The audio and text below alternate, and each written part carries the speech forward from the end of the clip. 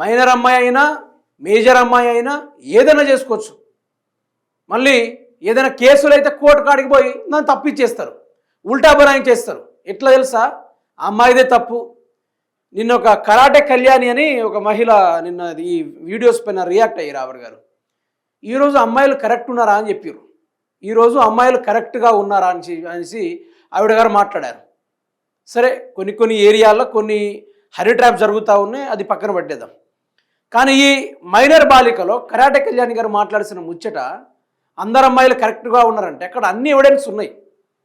బండి భగీరథ్ చేసిన ఆ కార్యక్రమాల మీద, అన్ని విషయాల మీద అన్ని ఉన్నాయి. అందులోనూ బండి సంజయ్ ఏం చేసిండు, ఇది చేయి జారేటట్టు ఉంది. మగధా న్యూస్ అని ఒకటి ఉంది, మహా న్యూస్ అని ఒకటి ఉంది. ఇటువంటి తెలంగాణ యాసలో చెప్పాలంటే ఆ బ్రోకర్ ఛానళ్ళు ఈరోజు బండి సంజయ్ని తరాజులో పెట్టి జోకడానికి వాళ్ళు నానా రకాల ప్రయత్నాలు చేస్తూ ఉన్నారు. అమ్మాయి మీద అభాండాలు వేస్తూ ఉన్నారు. అమ్మాయి మైనర్ కాదు మేజర్ అనుకుంటూ చాలా రకాల వీడియోస్ కూడా చేస్తూ ఉన్నారు. అంటే బండి సంజయ్ ఈ పాటికే 500 కోట్ల రూపాయలు మీడియా మీద, సోషల్ మీడియా ఇన్ఫ్లుయెన్సర్ మీద ఖర్చు చేశారట. ఖర్చు చేసేసి ఇది డ్యామేజ్ కంట్రోల్ అయిపోయింది బాగానే, ఇప్పటికీ ఎట్లా చేసైనా మీరు దీన్ని బ్యాలెన్స్ చేయాలని చెప్పేసి మీరు కొందరితోటి ఆయన మాట్లాడడం జరిగింది.